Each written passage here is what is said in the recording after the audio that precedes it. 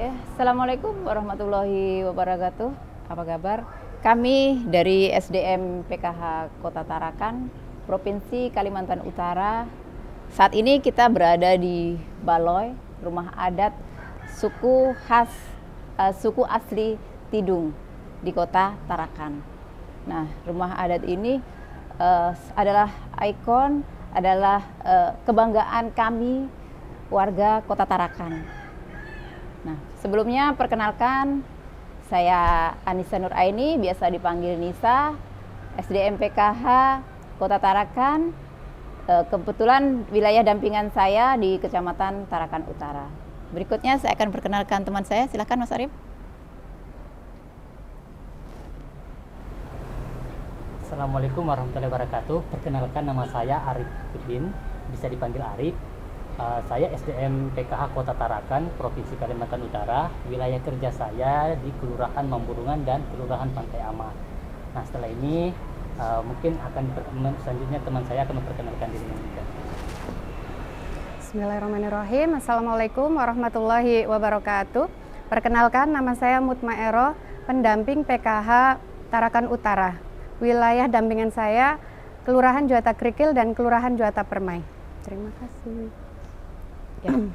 Oke, berikutnya kita akan berbincang-bincang mengenai PKH di Kota Tarakan ini ya, teman-teman. Ya.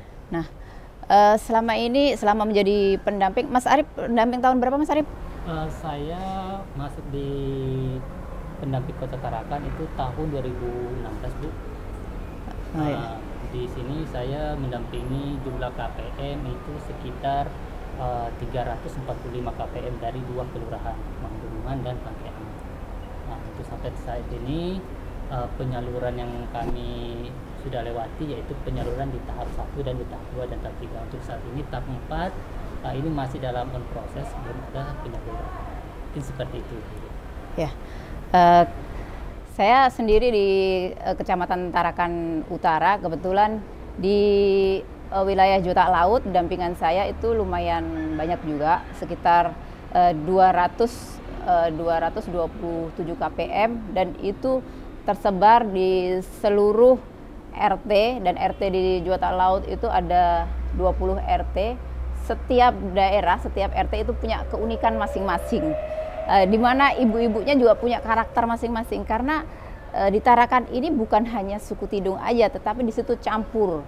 Ada suku Jawa, ada suku Bugis, ada suku Dayak, dan masih banyak lagi yang lainnya. Nah, dari situlah ada keunikan sendiri dari tempat dampingan saya, di mana KPM itu pertama kalinya saya merasa terkendala dengan bahasa mereka yang serba unik menurut saya, karena saya kebetulan dari Jawa ya, jadi bicara dengan berbagai macam suku di Kota Tarakan ini, jadi kami sedikit terkendala. Tapi seiring berjalannya waktu, alhamdulillah kami bisa menyatu dengan mereka dan sedikit mengerti bahasa mereka. Nah, mungkin Mbak Mut. Kalau saya mendampingin 2 kelurahan, ada Juata Krikil dan Juata Permai. Jadi saya mendampingi untuk saat ini, sebelum ada KPM perluasan, 258 total jumlah dampingan saya. Ya, sama juga maksudnya di situ ada beberapa karakter mereka itu masing-masing ya. Mereka ada yang aktif, ada juga yang biasa saja, ada saja juga yang pokoknya berapapun jumlah bantuan mereka terima saja kayak gitu. Jadi unik-unik lah mereka lah. Kira-kira hal apa yang pernah menjadi sesuatu yang gregetan banget sih, KPM ini kok seperti ini sih? Kira-kira apa Mbak Mut? Iya, ada yang seperti itu. Kemarin ya baru saja terjadi yang barusan. Jadi untuk tahap ini kan bantuan PKH belum cair. Yang biasanya tahap 4 kan cair di bulan Oktober. Cuma ini sudah akhir bulan tapi belum cair. Jadi begitu BPNT juga belum cair, PKH belum cair, jadi nelponnya gini, Mbak, kapan nih cair nih? Saya tunggu nih, nggak ada beras sudah di rumah, seperti itu. Jadi ya begitulah, saya coba menjelaskan kalau bantuan PKH ini bukan gaji, Bu. Jadi ini mohon Ibu bersabarlah, karena bantuan ini bantuan ini itu bukan gaji yang harus dibayarkan setiap tanggal 1. Jadi adapun maju dan mundurnya itu kami tidak tahu. Seperti kemarin saja kan mereka cair tiga tahap kan untuk BPNT. Jadi cair di bulan Juli, Agustus, September, 3 bulan. Artinya itu maju, dan itu kan artinya Ibu bersyukurlah maju, dan ini untuk bulan ini terlambat, artinya bisa saja terjadi gitu. Begitu juga dengan bantuan PKH kan, kita biasanya cair kadang-kadang tahap 1 cair tahap ini bulan Maret, tapi tahun ini ya cair di bulan Januari. Jadi ya bisa saja. Jadi kalau memang sudah ada ya saya infoin, dan mohon untuk bersabar dan jadi gregetan banget ya Mbak ya dengan seperti itu. Jadi kalau Mas Ari pernah nggak ngalami seperti itu? Pernah sih Bu, cuma di sini saya lebih kaget aja di waktu saya sudah pernah melakukan sosialisasi masalah kehamilan Ibu ya. Khusus ibu-ibu yang penerima program PKH ini, pernah saya menyampaikan bahwasanya hamilan ini bantuannya bertambah nih Bu. Nah, di sini ada istilahnya rasa kecewaannya seorang ibu KPM karena mereka hamil tapi di hamilan yang ketiga, sementara di program PKH hamilan ketiga udah tidak terhitung Bu. Jadi mereka ini kayaknya udah kayak apa ya, dibilang kesal, udah terlanjur hamil, tapi saya sudah memberikan dia nasihat bahwasanya adanya program ini dengan kehamilan ibu tidak ada hambatan tuh ibu hamil lagi gitu. Nah, artinya jangan jadi patokan gara-gara dari program ini hamilan yang ketiga ibu tidak bisa memenuhi kebutuhan kehamilan ibu. Jadi tolong ini diterima Bu ya, jangan terlalu dipatokan harus ini gitu nah Bu. Oke, berarti kita karena ibu-ibunya berharap bantuan itu berkelanjutan kalau bisa seumur hidup. Nah, itulah makanya itu adalah tugas kita. Luar biasa sekali tantangan kita di lapangan itu. Jadi dengan karakter ibu-ibu yang berbeda-beda, inilah tantangan terberat kita. Ya, seperti saya punya dampingan di Pulau Sado. Kebetulan waktu itu saya validasi tahun 2018. Nah, saya datang sendiri ke sana dan saya tidak tahu medan sama sekali, dan alhamdulillah saya mendapat kontak RT di sana. Saya coba-coba telepon, ternyata ada lampu hijau gitu ya, lampu hijau. Oh iya, nanti saya akan jemput ibu, saya akan bawa ibu keliling di wilayah saya. Ya, walaupun di situ nggak banyak sebetulnya kakak di situ, cuman beberapa kakak saja ya. Cuman karena itu tadi kita komunikasi kita dengan mereka, alhamdulillah kita mendapatkan hal-hal spesial gitu ya. Spesialnya apa? Kita datang ke sana udah dijemput, gak bayar, gratis gitu kan. Sampai di sana dikasih minum lagi. Jadi itulah senangnya kita menjadi pendamping juga. Tapi biarpun berat seperti apa, karena itu sudah jadi tanggung jawab kita dan kecintaan kita kepada PKH, ya kita jalanin gitu. Iya, saya juga pernah ini, kalau masalah ini ya, maksudnya diterima dan tidak diterimanya dengan peserta PKH itu saya pernah validasi juga. Jadi saya datang ke rumah peserta, itu ibunya nih cuek-cuek saja gitu. Nah, jadi saya kan bilang, padahal dekat aja ibu ini lagi duduk gitu kan, terus saya bilang, Assalamualaikum. Assalamualaikum, ibunya diam saja. Assalamualaikum kayak gitu, terus diam aja. Terus pas tengok apa? Jadi kayak cuek-cuek, padahal kan di sini kami tujuannya bagus ya, mau membantu si ibunya, cuma apa? Kayak seakan-akan enggak peduli gitu. Nah, jadi saya masuk sendiri kayak gitu. Pintunya kan agak terbuka gitu. Jadi saya masuk sendiri. Permisi Bu, saya boleh masuk kayak gitu. Jadi si ibunya tuh duduk aja di situ, enggak mau bangun, terus bukain pintu kah apakah.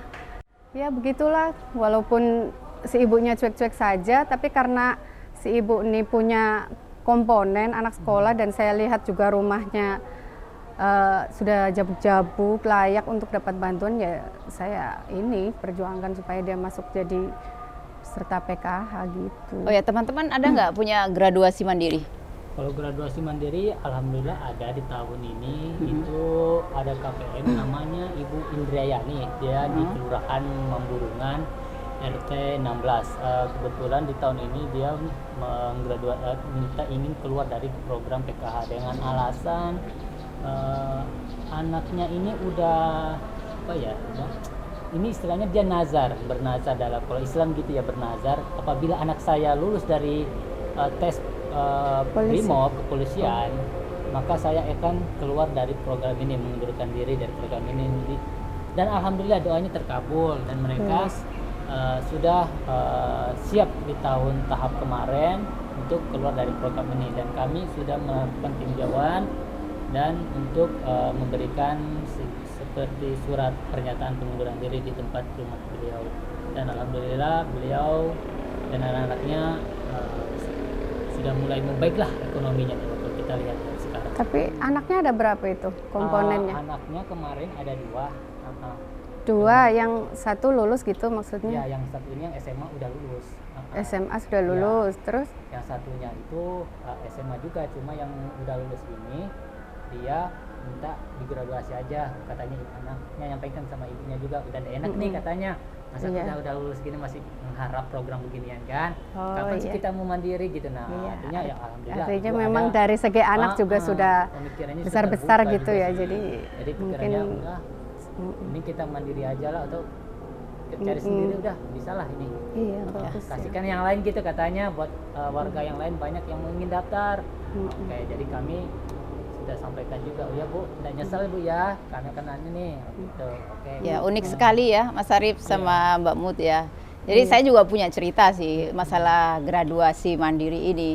Nah, kebetulan KPM saya ini dulunya kerja ikut bos untuk itu narik daging kerok gitu kan, daging kerok bandeng ya. Nah, mereka belajar dari situ. Belajar, diajari sama bosnya, bilangnya, oh kalau jual kamu ke sini, kalau produksi kamu seperti ini gitu kan. Nah, akhirnya suatu hari mereka punya tekad, oh gimana Pak kalau kita punya usaha sendiri, kita coba sendiri gimana. Akhirnya mereka berusaha sendiri dengan anak-anaknya, kebetulan ya. Kalau kita lihat dari segi rumah ya memang kondisinya tidak layak. Tapi kan dia punya rumah di kampung ini di Sulawesi sana. Nah, suatu hari waktu di pertemuan di P2K2, sepulang dari pertemuan ibunya buntutin saya dari belakang. Saya kan penasaran, loh Bu kenapa? Saya bilang, ada apa? Iya. Bu, kok dari tadi kenapa? Saya tanya seperti itu kan. Nah, ini bolehkah kalau saya keluar dari PKH? Saya bilang, kenapa kok keluar? Saya tanya seperti itu. Nah, boleh saja, tapi saya ingin tahu apa alasan ibu untuk keluar. Nah, itu diceritakannya bahwa dia punya itu tadi, usaha itu tadi gitu kan. Oke, kalau memang ibu tidak berubah pikiran, maka di tahap berikutnya saya akan proses. Saya tunggu sampai tahap berikutnya. Di pertemuan berikutnya ternyata kejadiannya sama lagi. Saya diikuti lagi dari belakang. Ada apa Bu? Itu orang yang sama. Jadi saya sudah mantap Bu. Oke, kalau ibu sudah mantap, saya jabat tangannya, saya ucapkan terima kasih dan saya datangi langsung ke rumahnya untuk memproses secara administrasinya seperti itu. Itu yang sampai sekarang masih saya ingat ibunya itu seperti itu. Iya, maksudnya ada kesadaran dari ibunya sendiri ya, kalau merasa dirinya sudah bisa gitu nih tanpa bantuan juga mereka insya Allah sudah bisa hidup sejahtera gitu ya.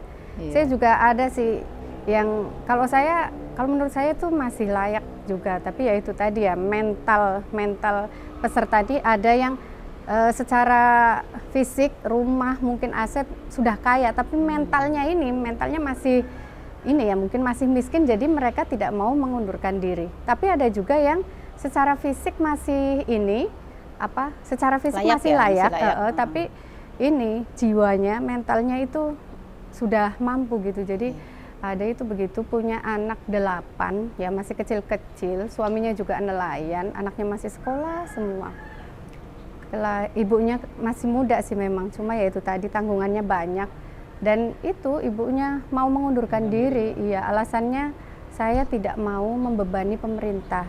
Jadi suaminya bilang, iya insya Allah saya insya Allah saya bisa menghidupi keluarga saya iya, gitu pokoknya ya. kalau diceritain miskin kayak gitu, suaminya katanya enggak mau ngurus apa gitu. Pokoknya ini kalau bapak orang miskin tuh harus ngurus begini, saya enggak mau kayak gitu. Jadi pokoknya sudah lah Bu, insya Allah kita bisa lah tanpa nyaman ya begitu kerja sendiri. Iya kerja, padahal kan nelayan kan penghasilannya enggak pasti kan.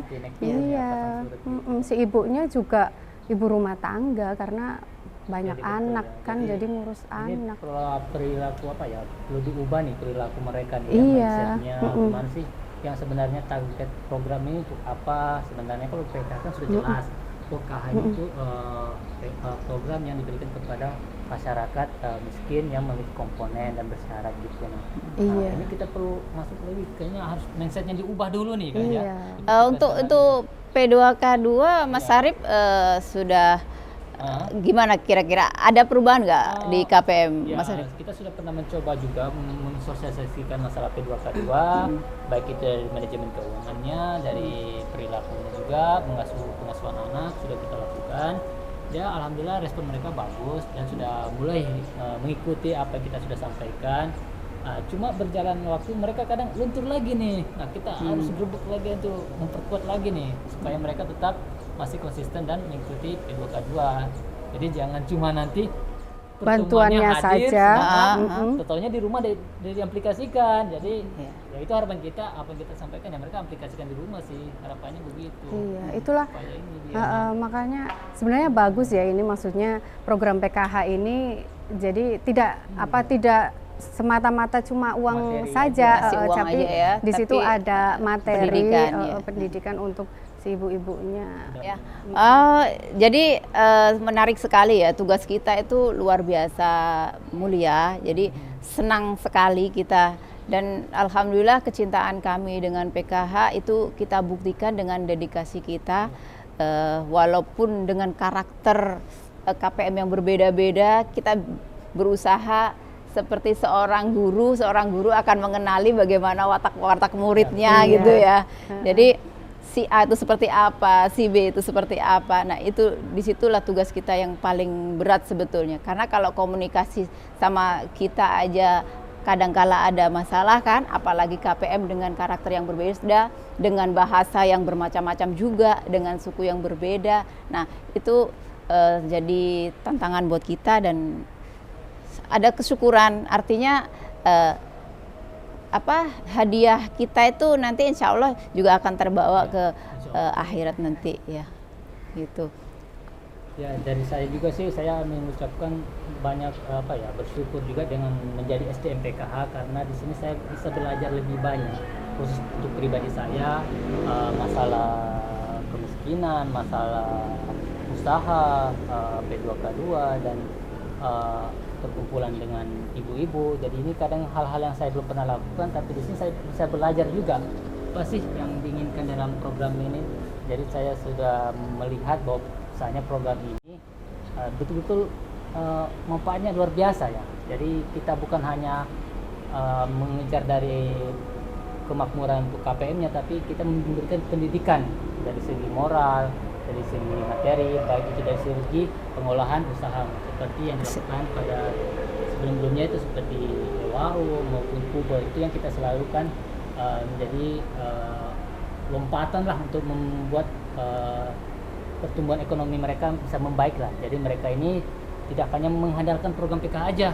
Jadi ada jembatan nih, istilahnya kita nih memberikan pancing, tapi mereka yang akan mencari ikannya sendiri. Ikan itu. Jangan kita hanya terus mengasihkan ini umpannya ya. Kapan bisa dapat sendiri?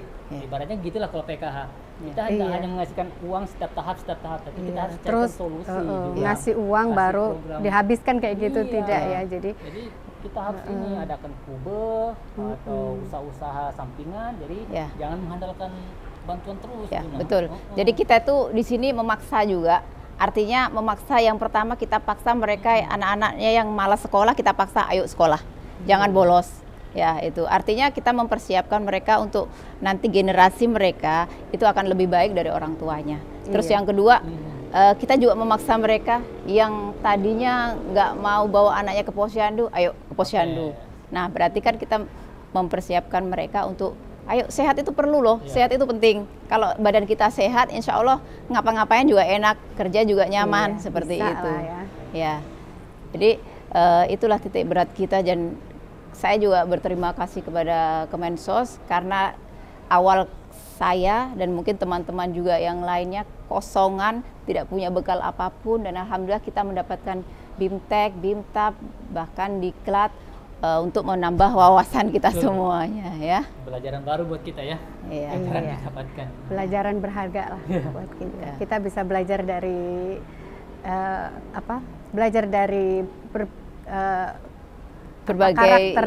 berbagai karakter peserta. Disitulah mungkin kita belajarlah, ambil hikmahnya. Iya. Mungkin itu aja teman-teman. Terima kasih. Inilah kisah kami di Tarakan, pulau kecil namun luar biasa padat penduduknya, dan jangan lupa like and subscribe di YouTube kami Linjam Sos. Oke. Assalamualaikum warahmatullahi wabarakatuh. Waalaikumsalam warahmatullahi wabarakatuh.